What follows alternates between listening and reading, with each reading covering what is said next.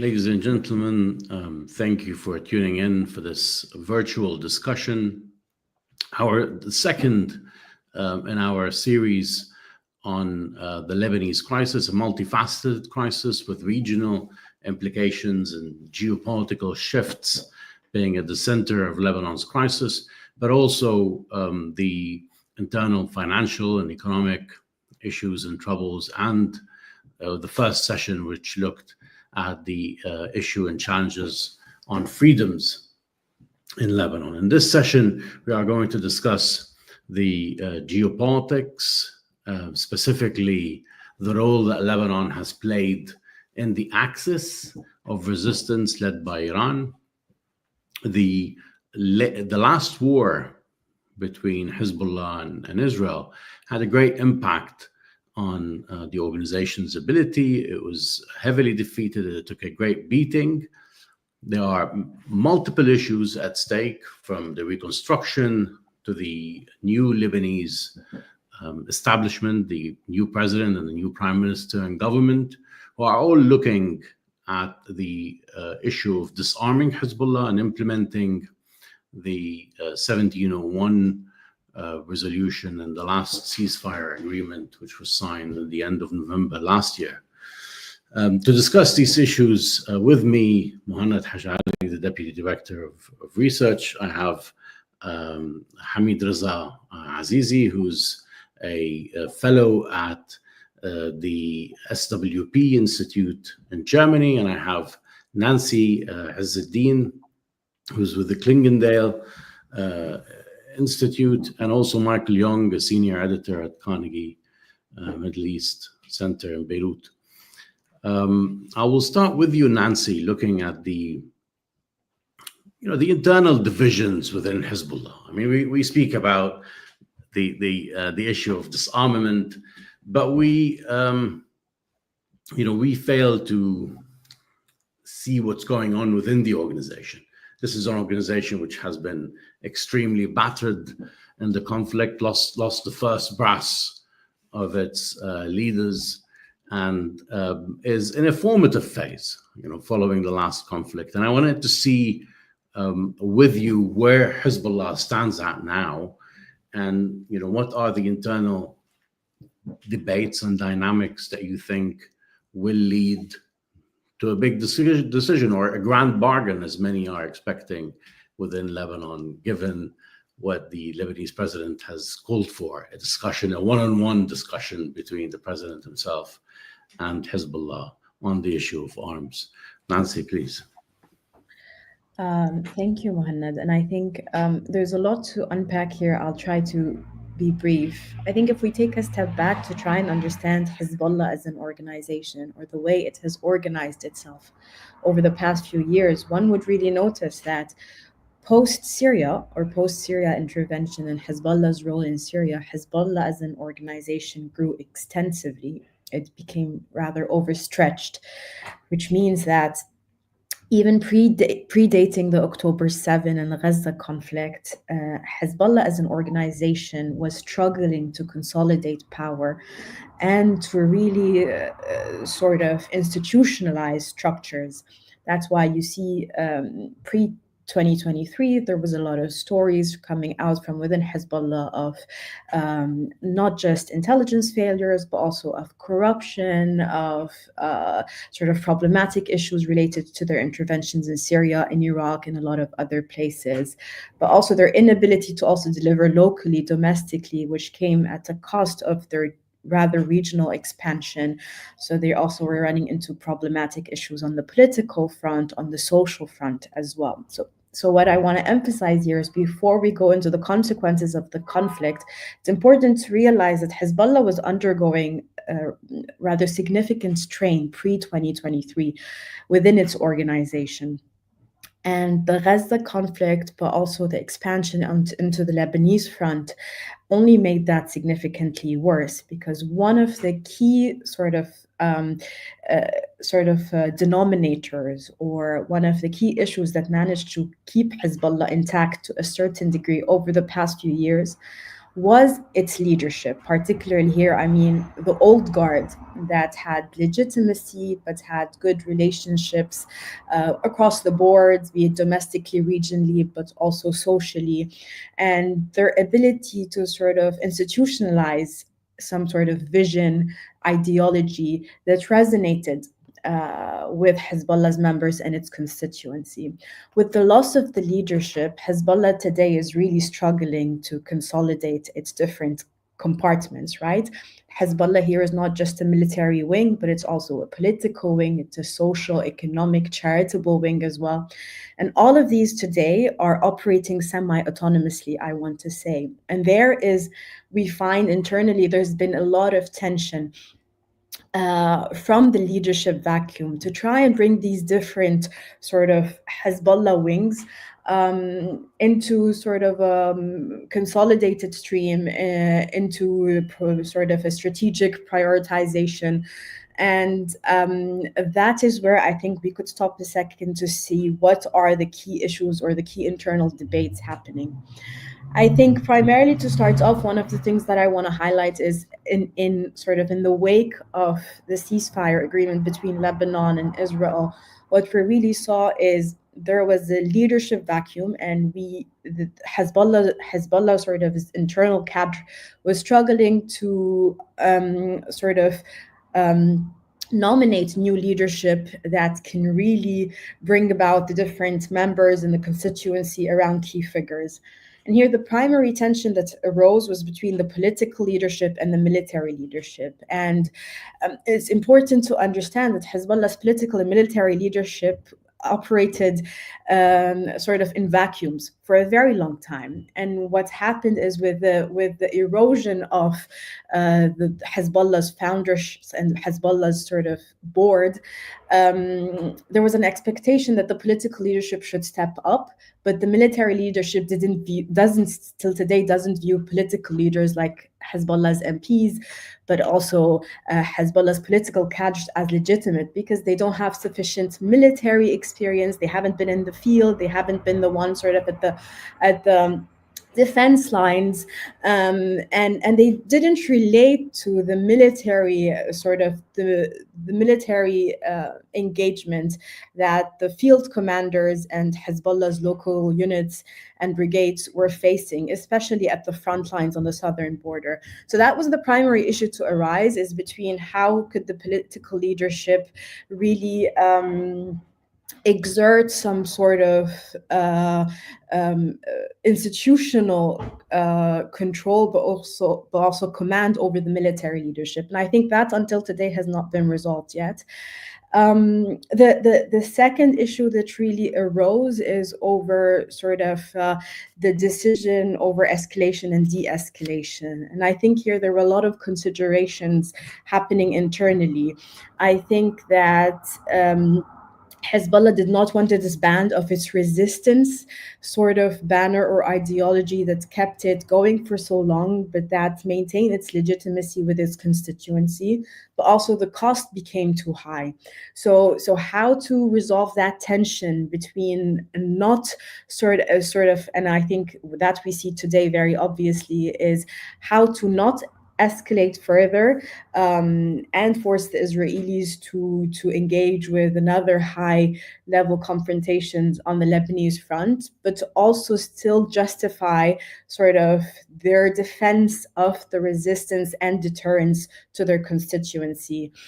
And here is where we see more the tensions arise between Hezbollah's leadership and the constituency, whereby the constituency are also in disarray, right? For a very long time, they had the impression that Hezbollah was a force of deterrence, and that came into question over the past few months. And I think the Shi'i community, particularly the Hezbollah supportive Shi'i community in Lebanon here, are trying to understand where does that position them vis-a-vis their position towards Hezbollah, but also their position towards the resistance. The third and final point that I want to highlight is also Perhaps Hamid Reza will delve into that a little bit further, but it's about the domestic versus regional role of Hezbollah.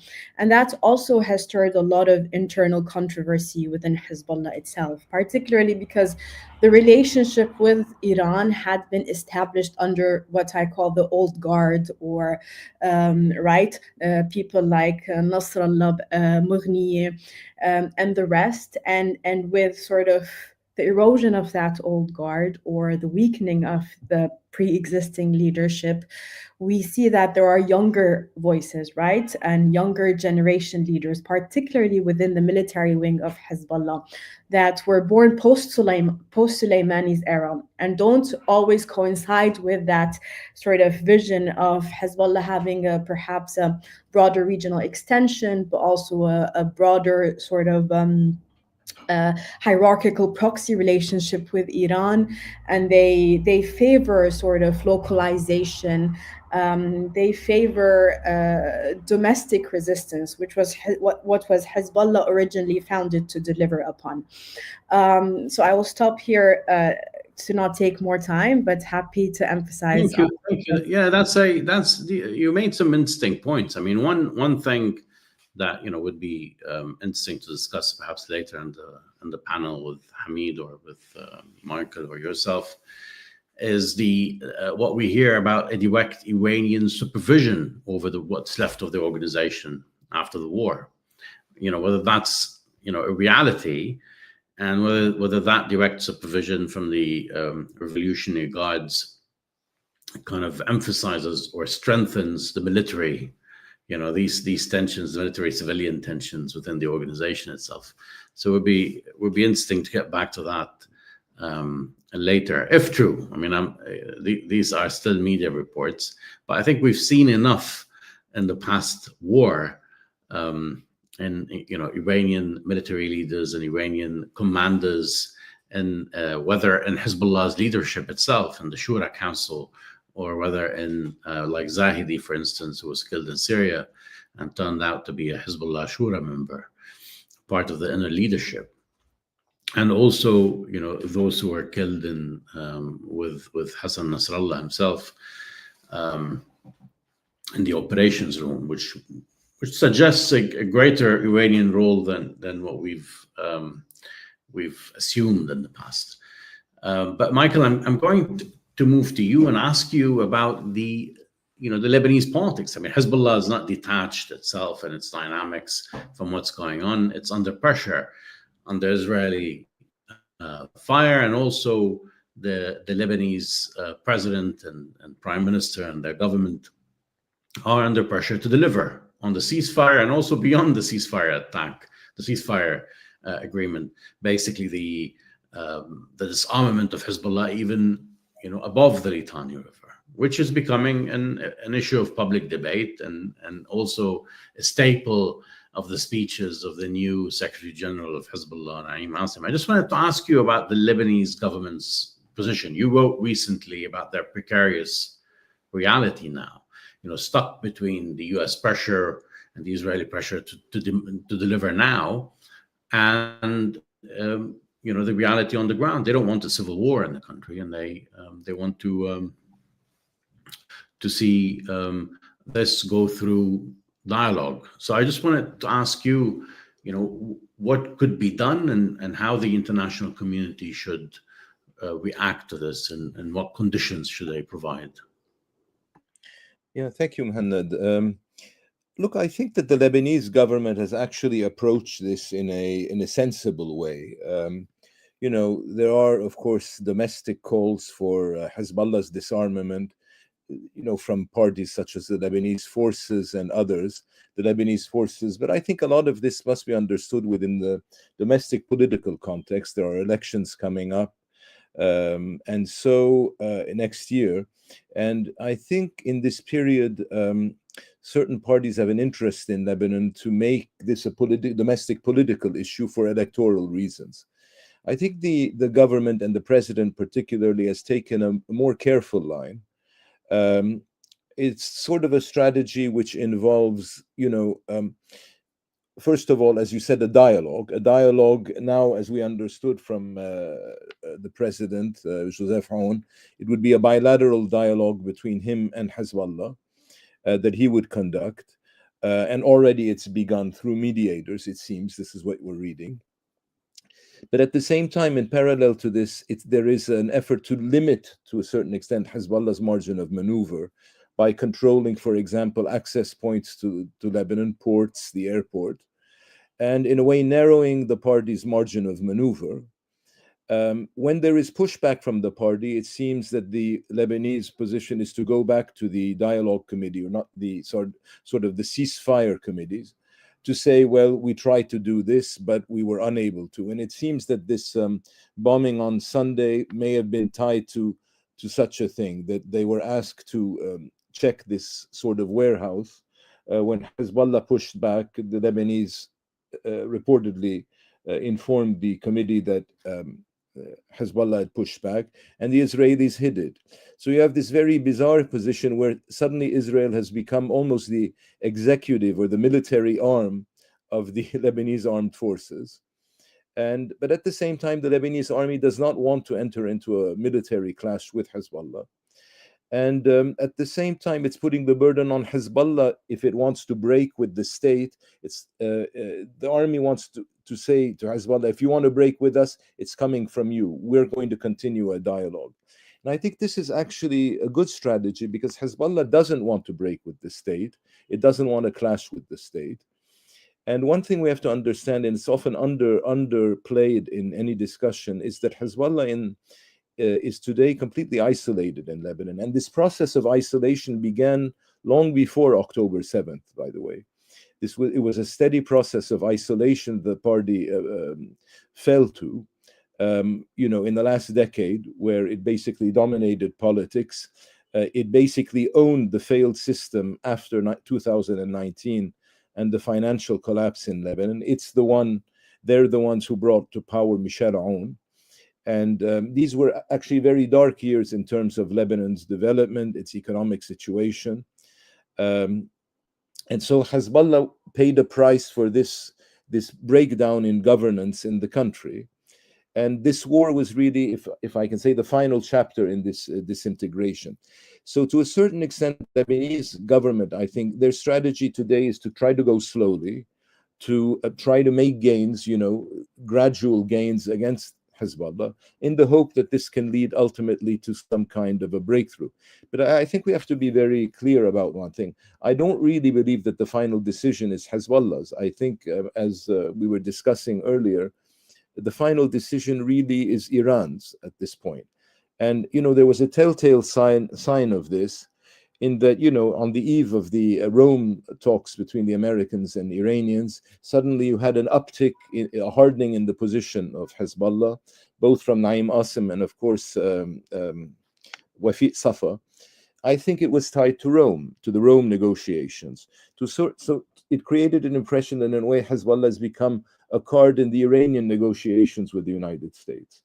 So I think in this context, and I'll finish here, the Lebanese understand the limitations on their dialogue with Hezbollah. They understand that it is going to take a certain amount, a political breakthrough, maybe at the regional level, for them to make a breakthrough in Lebanon. But in the meantime, what they're doing is they are narrowing as much as possible, both directly and indirectly through the ceasefire committee, the margin of maneuver of Hezbollah.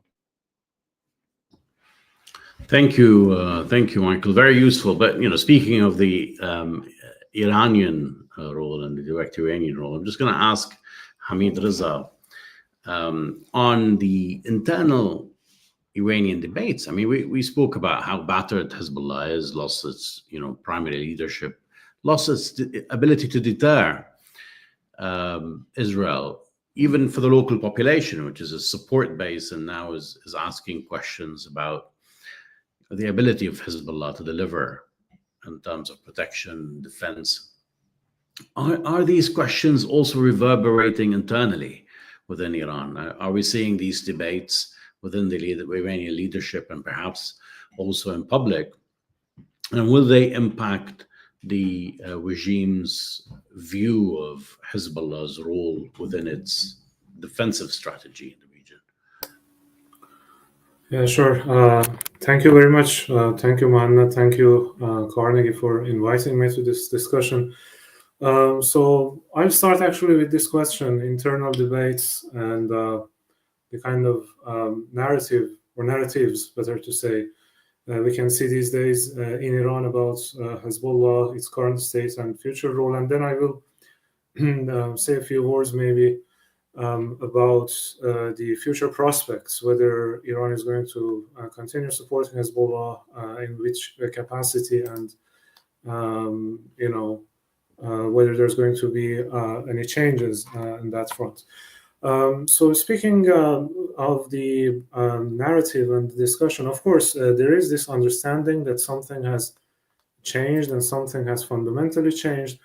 But here we need to distinguish between the official discourse, what you can hear from the Iranian officials, and the kind of unofficial but still public discourse that happens, especially in the past 2 years in the context of the war in Gaza, more often and interestingly more openly, with the involvement of different experts with different affiliations and different perspectives. So as far as the official discourse, as far as the Iranian officials are concerned, they emphasize that Hezbollah has been able to overcome the challenges to a great extent, in the sense that the command structure, for example, have been replaced by new people, and that it was basically the flexibility within the structure of Hezbollah, like other groups of the axis of resistance, that has allowed it to already replace and somehow start this process of rehabilitation. And they point, for example, to the rather smooth process of introducing Naim Qassem as the new Secretary General, and so on and so forth. And at the same time, there is a clear emphasis, again, at the official level, that Iranian support for Hezbollah will continue. And while at the same time, of course, condemning the Israeli attacks, the inability of the Lebanese state to prevent those attacks, and so on. So from here, one of the things that we can say is that it seems there is this understanding that the kind of strategic patience, as they call it, that they say Hezbollah is implementing, in the end can somehow repair its legitimacy and its kind of standing within Lebanon, in the sense that Hezbollah is showing that it is actually committed to what it had agreed to. I mean, the implementation of the UN resolution, and handing over the bases south of Litani to the army, etc. But look, this is the Lebanese army. This is the Lebanese state that cannot secure those areas. And in that sense, there seems to be, between the lines of this narrative, there seems to be an understanding, or a hope at least, that time is in their side, and the continuation of this will result in renewed public appeal for armed resistance and the kind of revival of Hezbollah's standing.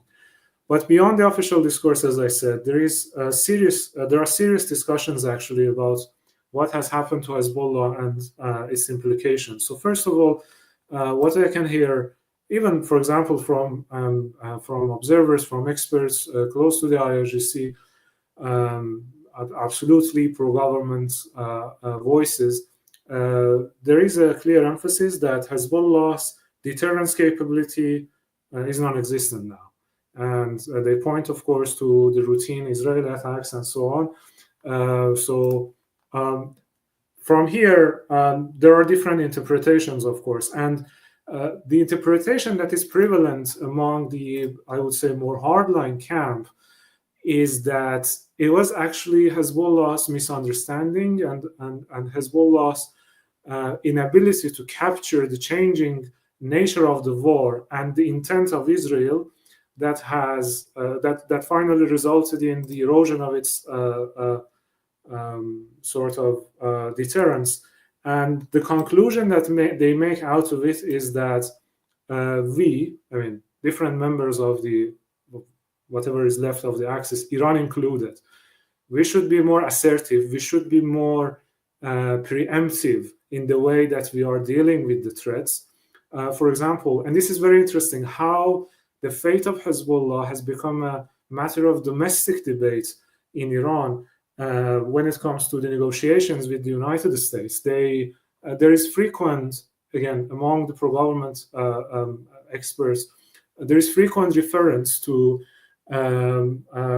Hezbollah.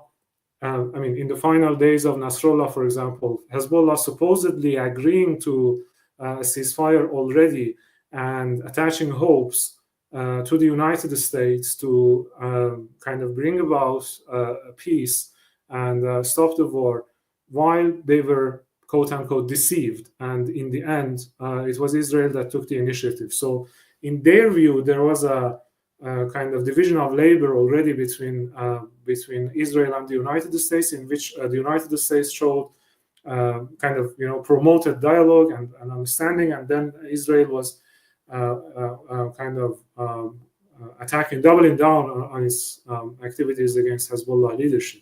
And for example, what happened in Bandar Abbas a couple of days ago, there's no indication that it was sabotage, but that has become a point of reference for these groups, saying that. And also, actually, the day after that, Netanyahu, in a rather unprecedented way, threatening Iran, which was interpreted as a declaration of war somehow. Not that the countries are not at war already, but anyway. These are also referred to as this kind of dichotomy, this division of labor between the United States and Israel, and the need not to trust the United States, or at least to preserve the preparedness of the military forces while the talks are ongoing. But in the end, it seems that there is a consensus at the moment for Iran to enter into serious negotiations with the United States and get a deal. What is interesting here is that for the first time in many years, I would say, the consensus is quite clear. Even within the IRGC, it's not that they are silent, tacitly agreeing to negotiations. They are actively promoting this narrative. Khamenei himself coming out, providing some kind of examples of the Shia history to justify reaching out to, or basically negotiating with the United States. What is the reason? The reason is exactly lies in the core of the debates that I mentioned, the weakening Hezbollah, the weakening network. So it means in the end that the extent of damage to Iran's position is understood totally and quite comprehensively. So the difference is which solution we should pursue. So at this moment, I think the negotiations, because it was one of your questions before whether Hezbollah has been discussed or is going to be discussed among the topics in the negotiations between Iran and the United States. Actually, I think at least as far as the military security establishment in the Islamic Republic is concerned, Hezbollah is among the reasons that Iran is now negotiating, not Hezbollah as Hezbollah, in the sense of the axis. So we need a pause. We need some period of calm in order to rethink what actually we want to do with this. So this is how it is related, but concretely, I haven't seen anything in terms of the two sides speaking about anything beyond nuclear yet.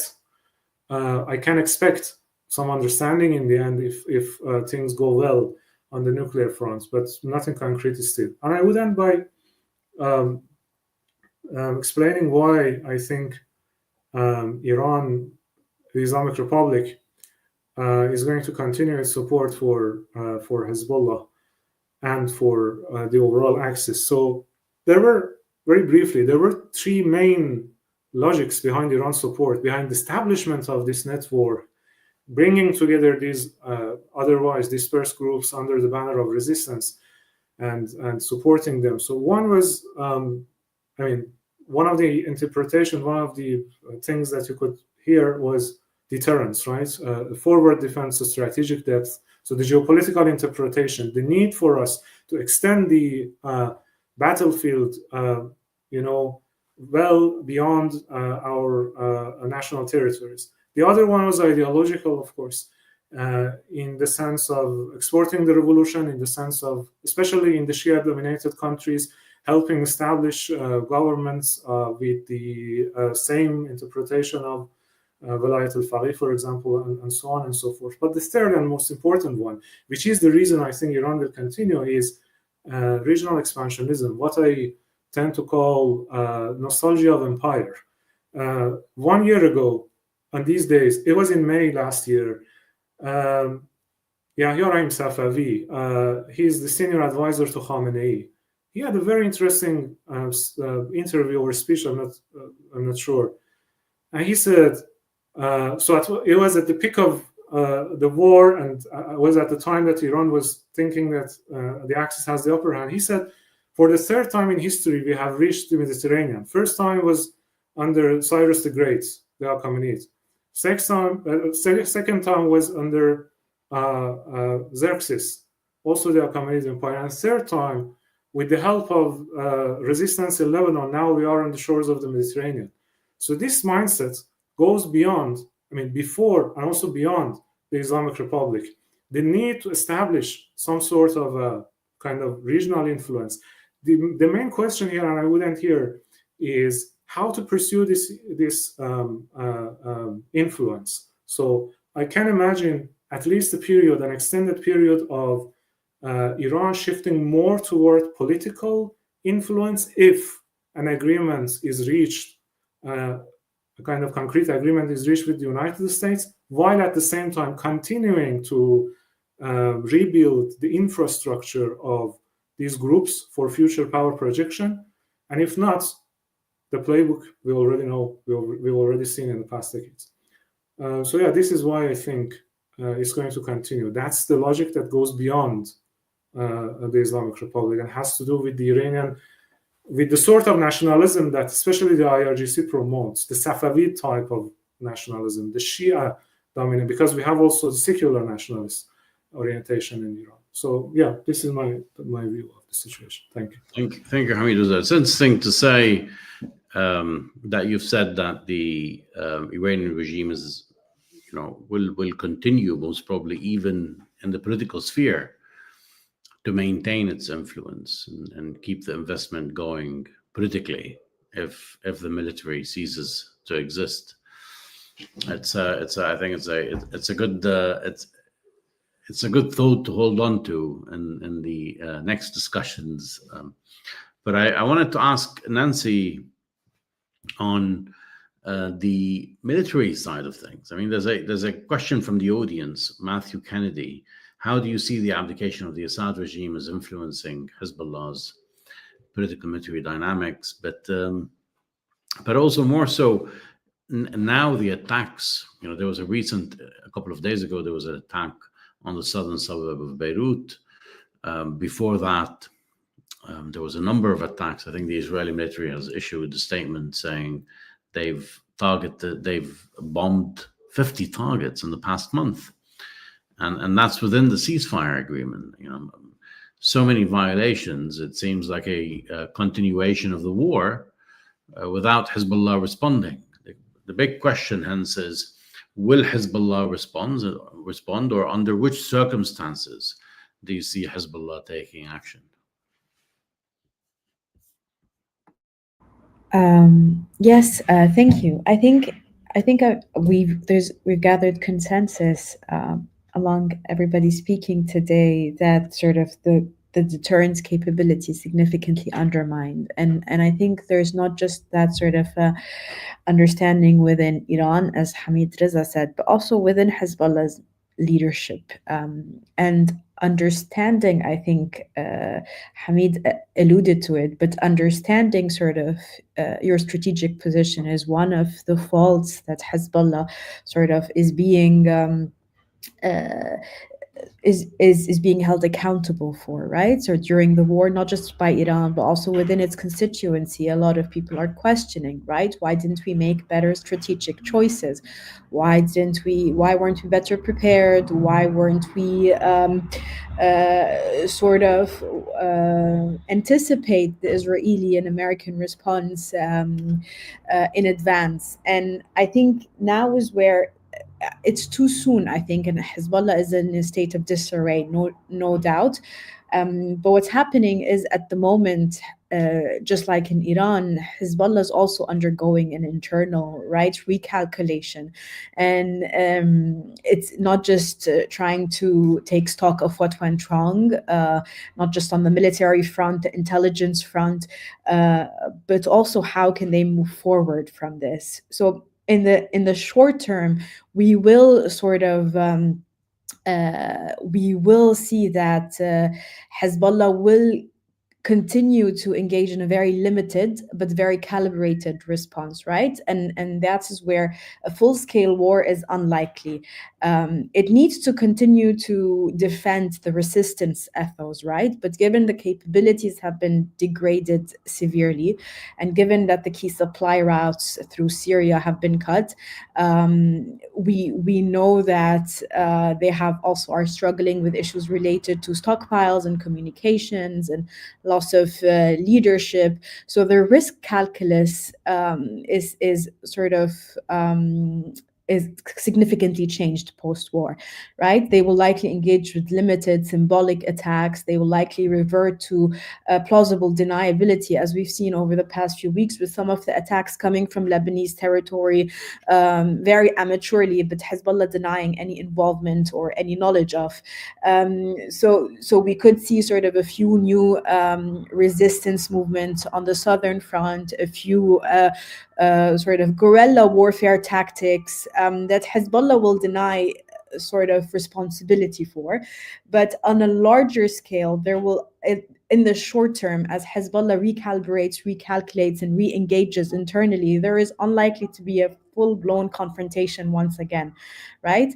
And so its response is significantly bound, but it will still want to be able to defend its discourse. So this is where the tension that we referred to earlier, right? It doesn't want to seem like it's abandoned completely the resistance, or it's completely incapacitated to respond.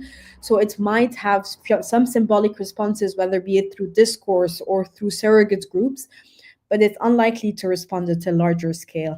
I think the supply routes, I think that's one of the questions you posted and came in the comments. The supply routes have a significant also consequence on Hezbollah's ability to reorganize, right? Not just because it's been cut off through Syria, but Hezbollah is coming under significant strain, right? Be it the suspension of flights from Iran and to a certain degree Iraq, which not just supplied weapons and arms, but also finances to Hezbollah. We see also the Lebanese banking sector coming under significant strain to try and move away from the cash economy so that Hezbollah can no longer find alternative sources of financing. We see also increasing scrutiny on Hezbollah's support base, on their movement, on their ability to just rebuild their houses in the south on their own initiative, right? Because there is a sort of a much stronger and much harsher response from the Israelis and the Americans on providing Hezbollah with any avenue to reconstitute itself. So I think that's the primary also consequence of sort of the significant strain that Hezbollah is coming under, and the limited avenues left for it to really find an alternative way to recalibrate and reconstitute. Thank you, Nancy. These are good points on the inability to wise up after this last conflict. And the multiple limitations. And I think one of the limitations is, what the Lebanese government and the country is trying to do, in the sense that they want to move on from a Hezbollah phase into a political reality where the government has full monopoly of violence.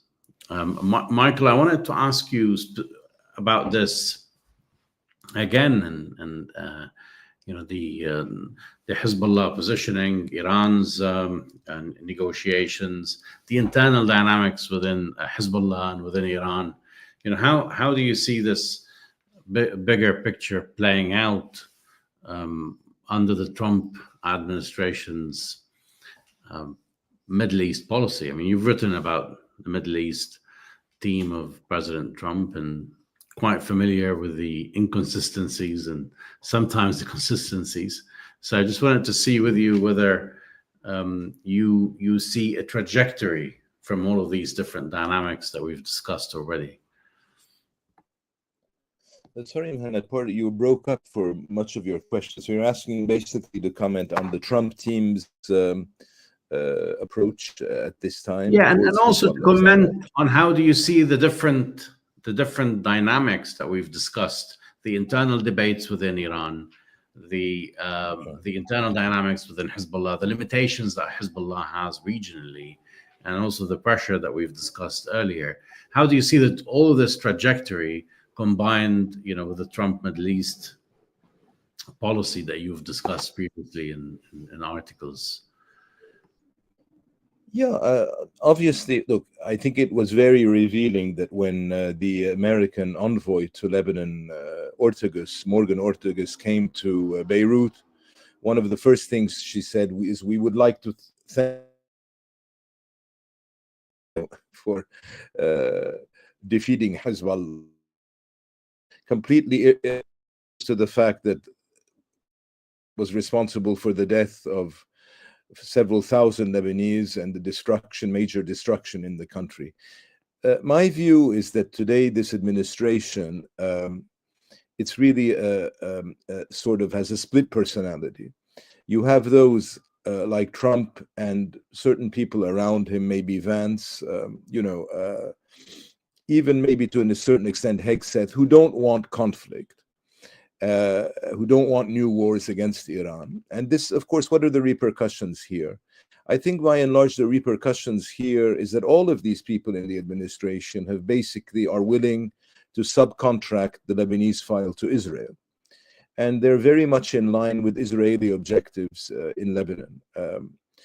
And this is important because, here is the Israelis in January completely ignored the American ceasefire that was negotiated last November and remained on the five border hills.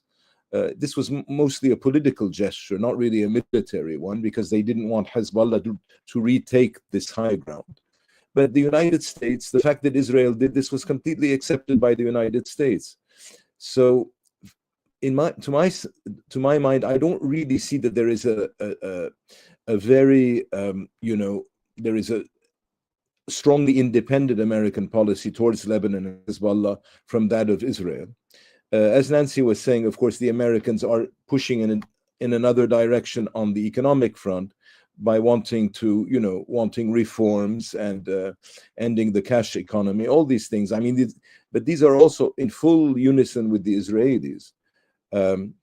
Now, what does this mean for Hezbollah? I think that was your question more broadly. Look, I think we find ourselves today in Lebanon effectively under a kind of trusteeship, both regional and international trusteeship, both at the political military level and at the financial level, economic level. At the political military level, it's essentially the United States, who now have a key role to play in the ceasefire committee, and the Israelis, who are working together in complete agreement on this, on the disarming of Hezbollah. And this is what Ortagus has been pushing for, although it seems not as hard as some people claim. But still, this is their priority. Now is the time. You should disarm Hezbollah now. and completely oblivious to the internal Lebanese dynamics. And this is the big risk, I think. And at the same time, you have, in parallel to this, this sort of a regional and international financial trusteeship to basically impose reforms on Lebanon, which is, of course, going to have a major impact on Hezbollah and its base. Remember that Hezbollah, at one time, was the main supporter of the political class in 2019, 2020. In other words, if reforms are implemented in Lebanon, it will have an impact on the political leadership, on the structures of power in the country. Today, Hezbollah is not in a position, I think, to really prevent this. Now, in effect, what we have, therefore, is this sort of a regional and international order that has imposed itself on Lebanon, which is very weak anyway, at the best of times. And the Lebanese are there to basically do what they're told to do, although they do have a bit of a margin of maneuver when it comes to the method. As I said, the president does not want to engage in civil war to disarm Hezbollah. But it is narrowing the margin of maneuver of Hezbollah significantly. If there is no funding for the reconstruction in Lebanon, this is going to have a direct impact on Hezbollah's base and the support for the party. And I don't see, by the way, that the reconstruction is going to begin anytime soon. And we are making slow progress on reforms, but still there is a lot that has to be resolved and that may not be resolved anytime soon. For example, how do you spread the losses of the financial collapse? All this, in a way, is having political repercussions on Hezbollah. So my point is that even though we have all this talk of the Iranians wanting to revive the party and strengthen the party remains very, very isolated in Lebanon. It's on its own. And most communities are highly hostile to every time Naim Assem makes a speech, the reaction is very negative to his speech. In other words, Hezbollah is going to find a lot of difficulty to revive itself militarily, as I think Nancy was pointing to. Even within the political discourse, there is a rejection, a deep rejection. And I can say, in fact, that many Lebanese, I don't want to say most, but many Lebanese are going along with this very strong trusteeship, which is actually hegemony, this American-Israeli hegemony. Many people are going along with it because they feel that this may be the best way to weaken Hezbollah.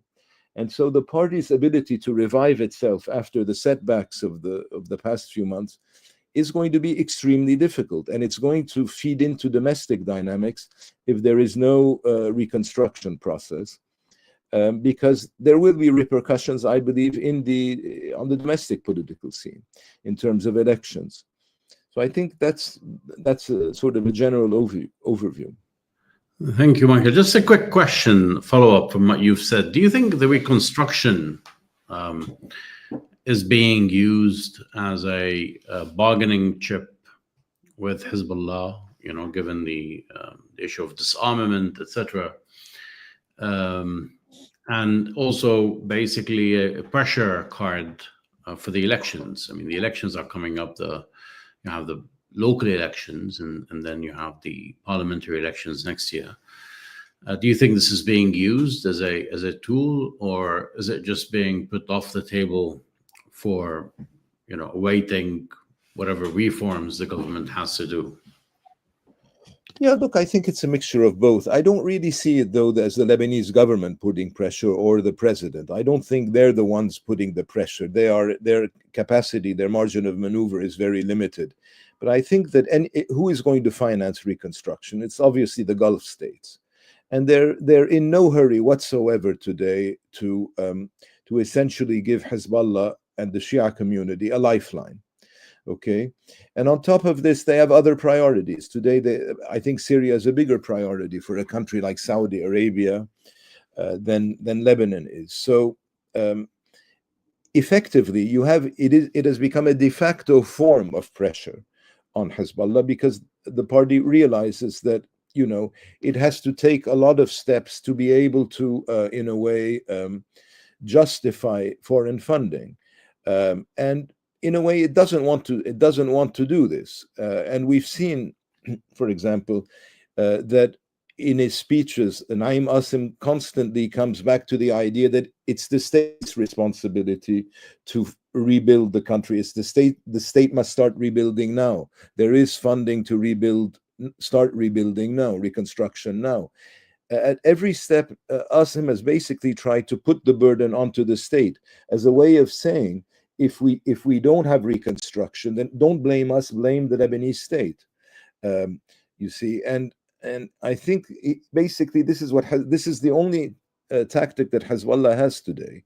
It's to put the burden on the Lebanese authorities. But when it comes to discussing weapons, of course, they don't want to discuss surrendering weapons to the state, which is responsible for everything else, they're saying. So, this game, how long they can play this game, I'm not sure. It may actually end up being more successful than we claim within the community, because at the end of the day, what they want to do is retain their support within the Shia community. But outside the Shia community, and maybe even inside, but outside the community, the party is not making any headway. Even its previously close ally, although less and less close in recent years, the Free Patriotic Movement, the head of the FPM, Gibran Bassil, a couple of days ago, basically agreed with Samir Ja'ja that Hezbollah has to be disarmed. And again, you can argue that this is for domestic political reasons, but Bassil understands that in the country there is no more an acceptance of this independent military force that Hezbollah represents. And this is, just let me close here, I think this is one thing that's important for, I think, this Iranian leadership to take into consideration. It's that this project that they've been advancing for years in Lebanon and even in the region does have resistance on the ground from communities within these countries. We've seen it in Iraq, to a certain extent, we've seen it in Syria, and we can never eliminate the domestic dynamics in calculating the future of Hezbollah. Thanks, Michael. I'm just going to ask Hamid Reza about, the Iran dimension, specifically looking now at the Oman talks. Lots of hope is being put into a successful end to the negotiations at some point, perhaps in the summer. But do you see this as a major shift in Iran's regime strategy and politics, regionally speaking? Could it trigger a more inward look away from what you've described earlier, the empire-based thinking? That's a very good question, and it's, of course, given the variety of variables involved, it's really difficult to predict. But the thing is that even that, as I said, the kind of nostalgia of empire, the idea of regional influence, the necessity to expand regional influence, etc. This has an inward-looking, actually, element as well. So going back to what Michael was just saying, which was very important and very interesting in terms of the Iranian leadership. I mean, the need for the Iranian leadership to understand that there is backlash among the populations of these countries. Actually, the backlash exists within the Iranian society as well, and we know that. And this is nothing new. I remember, and back then I was in Iran, I was a student in 2009 Green Movement protest. One of the slogans of the protest was abandon Gaza, abandon Lebanon, and think about us, something like that. It was like no Gaza, no Lebanon, our life sacrifices, we sacrifice our life for Iran. So this kind of backlash exists, and that's one of the reasons for what I mentioned as the IRGC actually trying to, the IRGC itself trying to promote some sort of a nationalist discourse. And that was there under Soleimani, it still exists. But with those kind of more Shia like fervor, let's say, the Shia elements. And the idea that, for example, I remember I heard in one of these recent discussions is that Iran, geopolitically and geographically, it is located Iran as a Persian-speaking, non-Arab, non-Turkish country, resides in a region surrounded by all these Turkic and Arab countries, and who are also Sunnis. So Iran is a non-Arab Shia country, in a region dominated by Arabs, Turks, and Sunnis. So that's why in this other narrative, the other narrative, I mean, not that kind of exporting the revolution, the Layat al-Faqih, Khamenei style.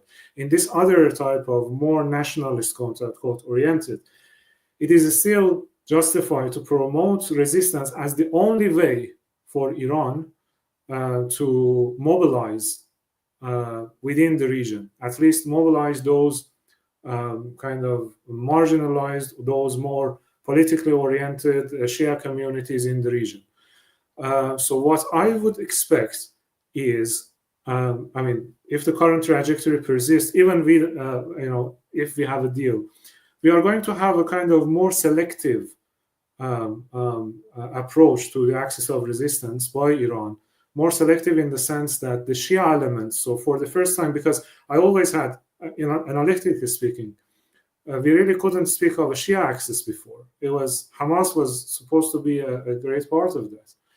For the first time, maybe we are going to see an actual Shia axis with a more balanced approach, more balanced weight, kind of distributed between the political and military wing.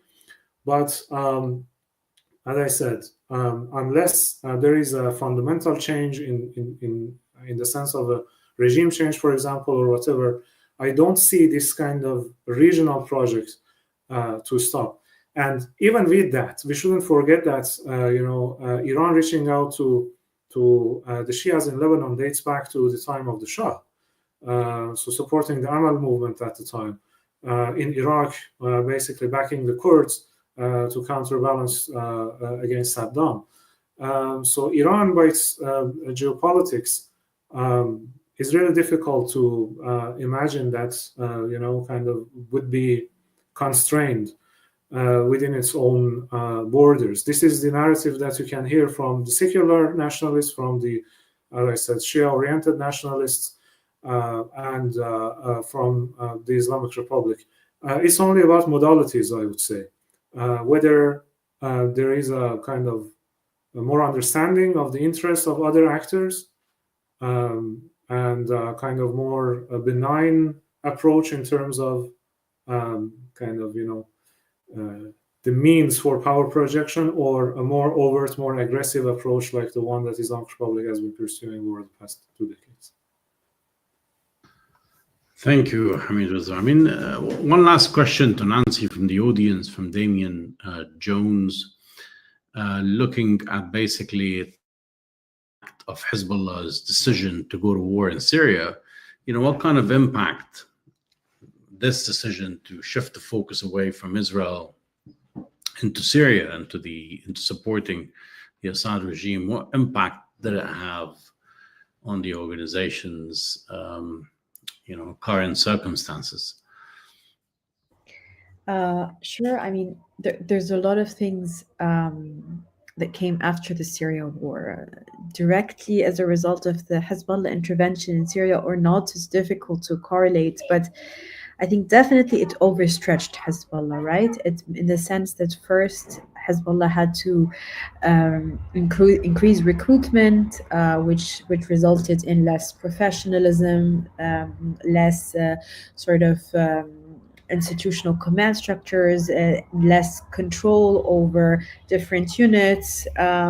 So that is where Hezbollah started to be held more accountable for the actions of certain units within Hezbollah that it could no longer have control over or hold accountable. So the extension of Hezbollah made it more difficult to exert control or professionalism across the board. That affected Hezbollah's reputation significantly, not just domestically, but in the region as well.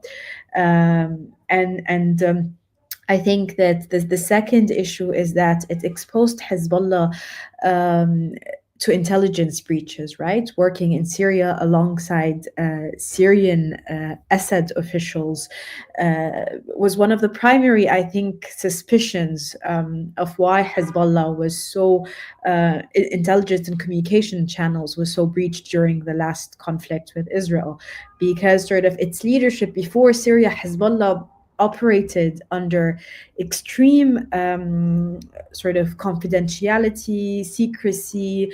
In Syria, that became a lot more difficult, right? Not just because now the leaders were known, but also let's imagine Hezbollah suffered a lot of fighters in Syria. Every time a fighter was martyred in Syria and brought back home to be sort of commemorated, you know who he is, who he has connections to. You're able to immediately, right, figure out the constellation of Hezbollah's network from the large amount of losses that Hezbollah suffered in Syria. The third issue is also amongst its constituencies. It was very difficult to justify the Syria intervention.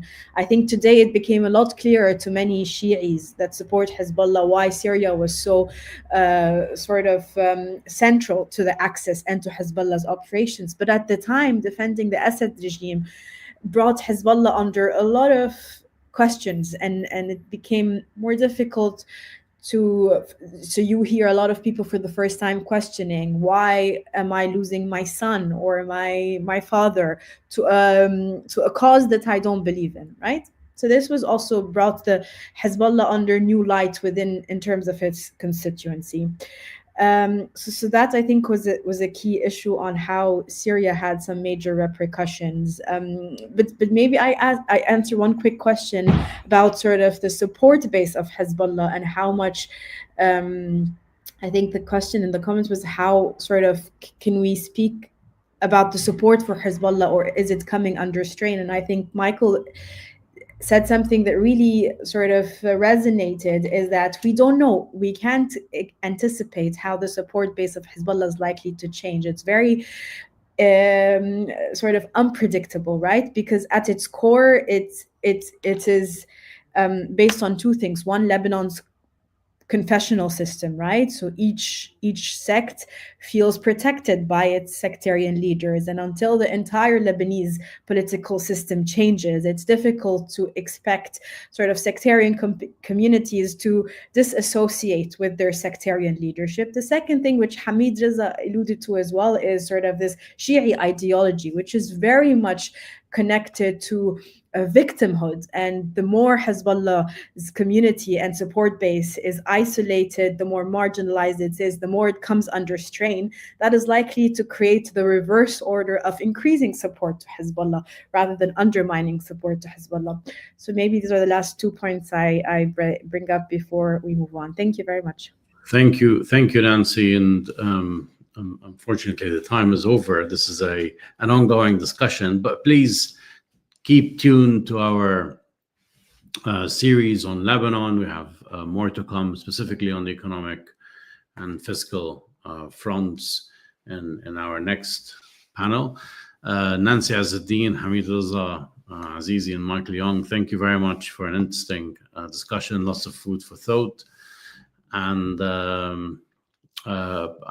looking forward to more such discussions between us. I've seen you in a number of discussions. I look forward to having hopefully more in the upcoming months, specifically as the Oman talks conclude. Thank you. Thank you. Thank you.